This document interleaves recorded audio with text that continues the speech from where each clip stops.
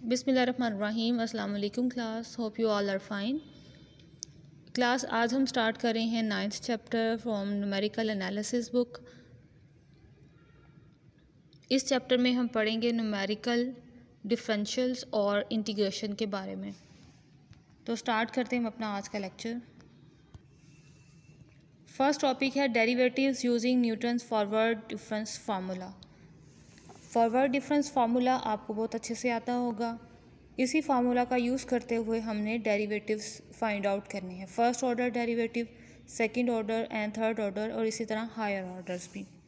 यहाँ पर सबसे पहले ये लिखा न्यूटन्स फॉरवर्ड इंटरपोलेशन फार्मूला, और यहाँ पर P इज़ इक्वल टू है x minus x not by H. Forward differences में P की यही वैल्यू ली जाती है। अब हम इस रिज़ल्ट से डेरिवेटिव्स फाइंड आउट करेंगे।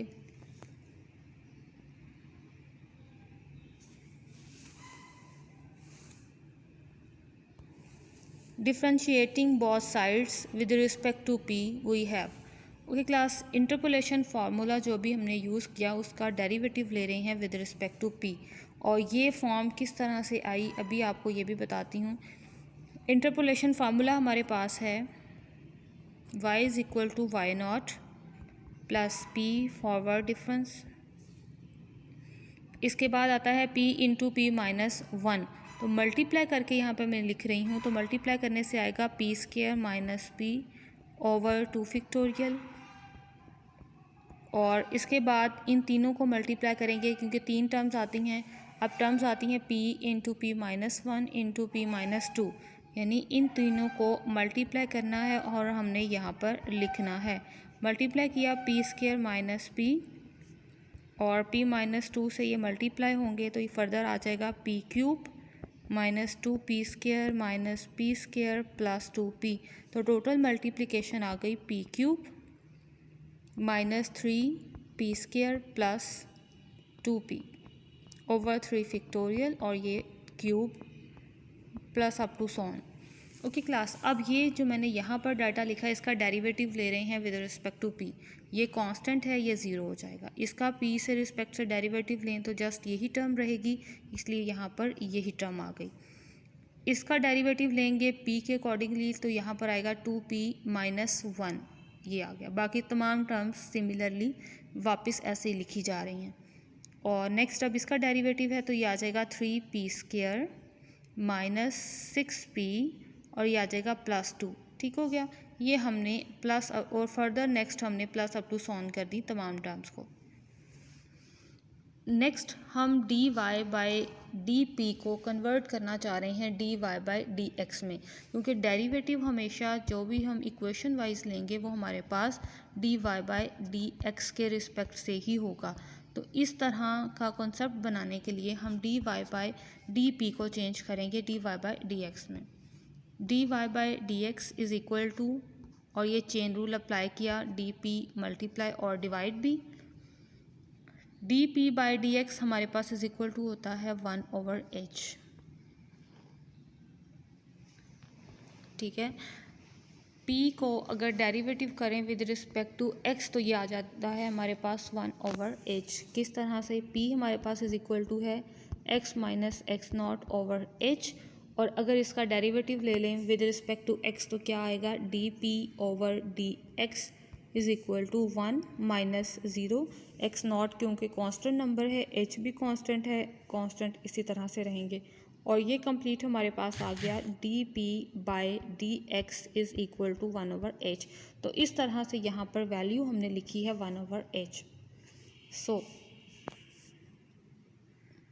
h को इस साइड पर लेकर आएँ, ये क्या आ जाएगा हमारे पास? h dy by dx is equal to dy over dp। तो इसकी जगह पर हम ये सारा डाटा लिखेंगे, ये मल्टीप्लिकेशन में है दोनों, ये दोनों आएंगे यहाँ पर, h इसके साथ मल्टीप्लाई होगा, यहाँ पर अगर मल्टीप्लाई है तो दूसरी साइड पर जाकर डिवाइड हो जाएगा, इसलिए यहाँ मल्टीप्लिकेशन में लिखने की बजाय यहाँ पर डायरेक्ट डिवीजन में लिख दी है। राइट, क्या किया? dy by dx is equal to 1 over h, और dy बाई dp की ये तमाम वैल्यू यहाँ पर पुट कर दी गई आप ये यहाँ पर कंसिडर कर लें आप, ठीक है। ये तमाम dy बाई डी की वैल्यू और ये 1/h इस साइड पे। होप सो कि आपको अच्छे से समझ आ रही होगी। फिर भी आपको कोई पॉइंट हो तो वो कमेंट में पूछ लीजिएगा।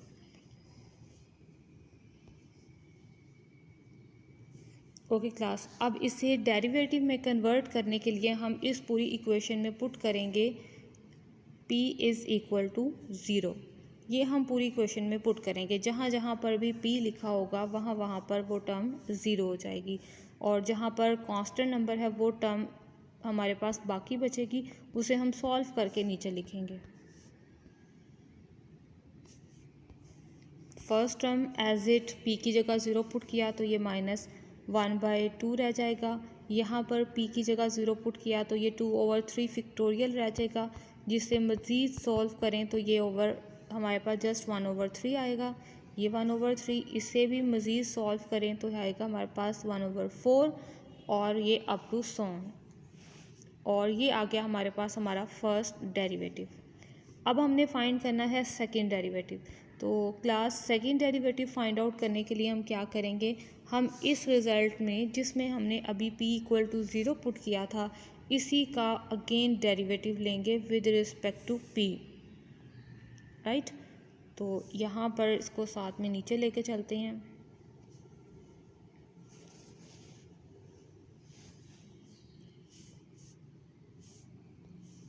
ये अब कांस्टेंट है, ये 0 हो जाएगा।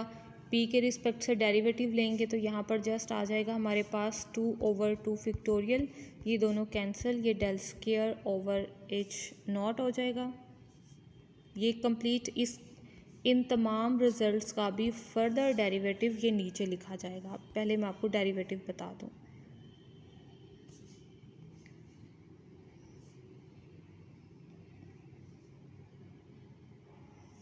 ये इस ब्रैकेट के अंदर ये इसका डेरिवेटिव है, ठीक है। आपने फर्स्टली डेरिवेटिव फाइंड आउट करना है। यहाँ पर ये स्टेप मिसिंग है, इन्होंने डायरेक्ट सॉल्यूशन किया हुआ है, लिख दिया है लेकिन सॉल्यूशन नहीं किया। आपने फर्स्टली ये डेरिवेटिव फाइंड आउट करना है। यहाँ पर आपका h ही होगा, ठीक है, 1/h ही होगा आपका, और ये रिज़ल्ट बनेगा हमारे पास d by D P into dy/dx, ये बनेगा हमारे पास इस तरह से। जब ये रिज़ल्ट बनेगा उसके बाद आपने ये वाला स्टेप जो है ये सॉल्व करना है इसके नीचे यहाँ पर, ठीक है।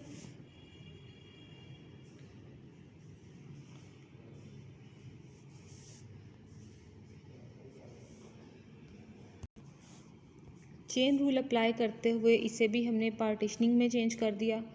d/dp dy/dx dp/dx, dp यहाँ पर बैलेंस कर रहे हैं, और इस d का ओवर वाला जो dx है वो इस साइड पर आ गया। इस सारे को हमने इस तरह पार्टीशनिंग में कवर किया।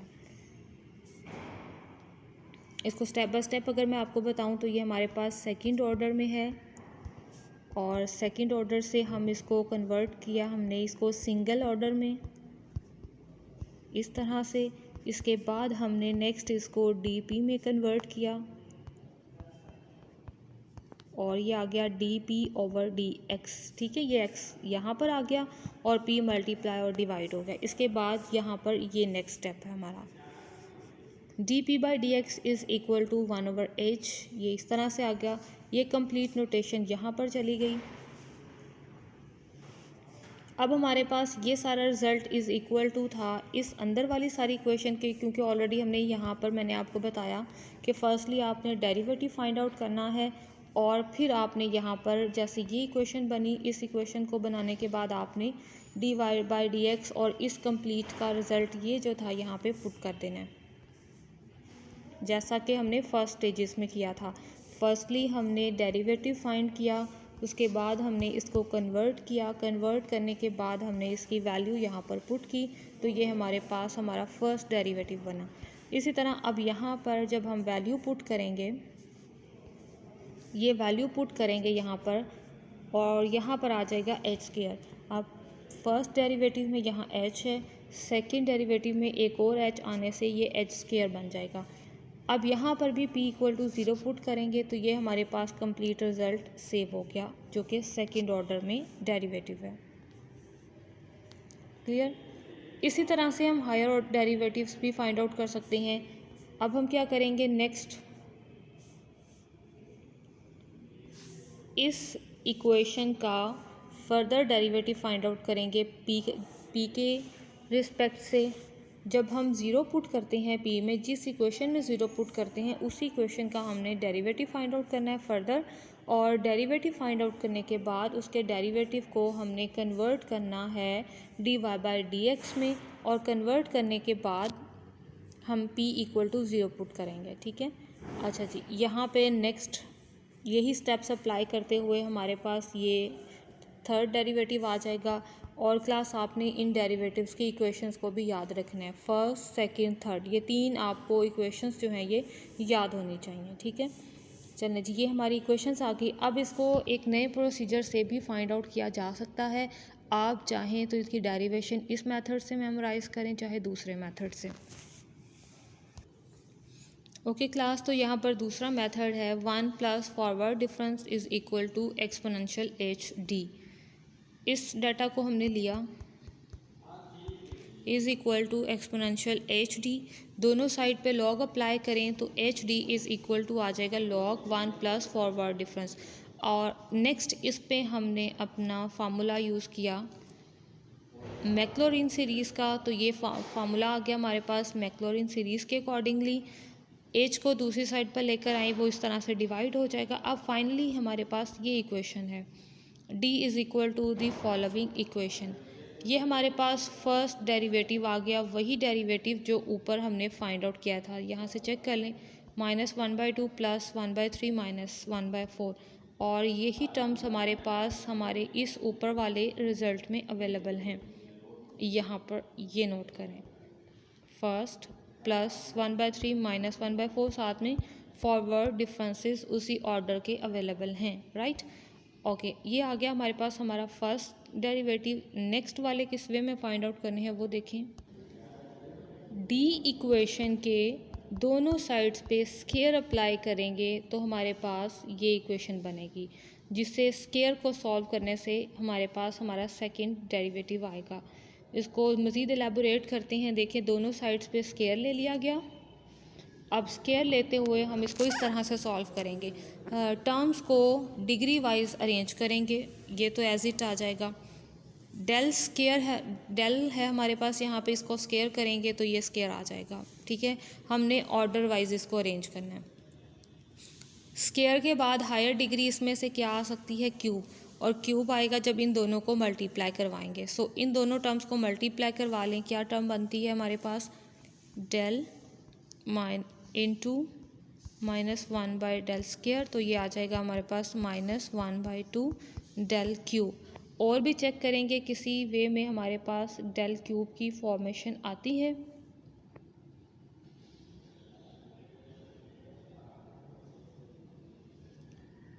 यस, एक बार जब ये इससे मल्टीप्लाई होगा और एक बार जब ये वाला डेल इससे मल्टीप्लाई होगा। ठीक है, तो नेक्स्ट जब ये दोनों मल्टीप्लाई होंगे, अगेन मल्टीप्लिकेशन तो यही रहेगी, बस तरतीब में फ़र्क आ जाएगा कि पहले ये आ रहा है और सेकेंडली डेल आ रहा है। मल्टीप्लाई करने से आएगा -1/2 डेल क्यूब, दोनों की पावर सेम है, इनको प्लस कर दें तो -1/2 -1/2 इज इक्वल टू -1, सो ये आ जाएगा डेल क्यूब। तो देखिए यहाँ पर ये लिखा हुआ, ठीक है।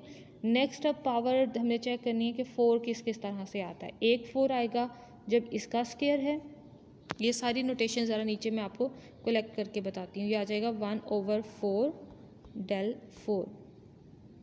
नेक्स्ट जब ये इससे मल्टीप्लाई होगा, ये आ गया 1/3 डेल 4, और अगेन जब ये दूसरे तरफ से मल्टीप्लाई होगा तब भी यही वैल्यू आएगी 4, ये आ जाएगा डेल 4। मज़ीद हम चेक करते हैं कि 4 किसी वे में आ सकता है हमारे पास।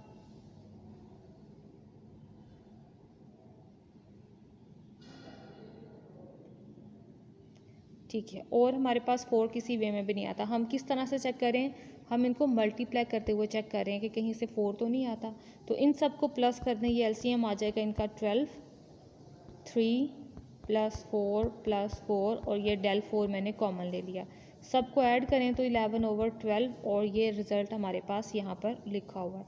इसी तरह डेल 5 पावर को भी हम यहाँ से चेक करेंगे मल्टीप्लाई करते हुए कि किन किन रिजल्ट्स को मल्टीप्लाई करें तो डेल 4 आता है, और फिर उनके कोफिशिएंट्स को सॉल्व करके हम यहाँ पे इसकी वैल्यू लिख देंगे। ठीक है क्लास, तो ये हमारे पास इसकी वैल्यू आ गई।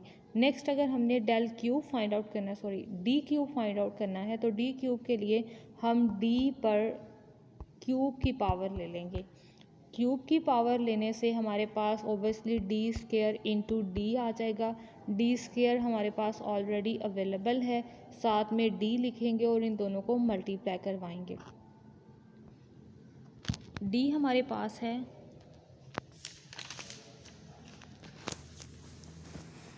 1/h। 1/h जब इससे मल्टीप्लाई होगा तो वो तो ओबियसली क्यूब बना देगा। नेक्स्ट टर्म्स हैं del minus 1/2 del square plus 1/3 del cube minus 1/4 del 4 plus up to so on. अब देखिए इसको मल्टीप्लाई कैसे करवाना है।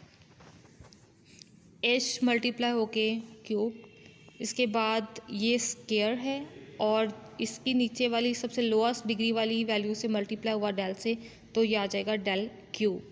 क्यूब के बाद हायर डिग्री आएगी 4, तो अब हम चेक करेंगे 4 कब कब आता है। जब ये मल्टीप्लाई होगा इससे, ये आ जाएगा हमारे पास -1/2 डेल 4, और एक और 4 भी आएगा जब हमारे पास ये मल्टीप्लाई होगा इस फर्स्ट डेल से, तो वैल्यू आ जाएगी माइनस डेल 4।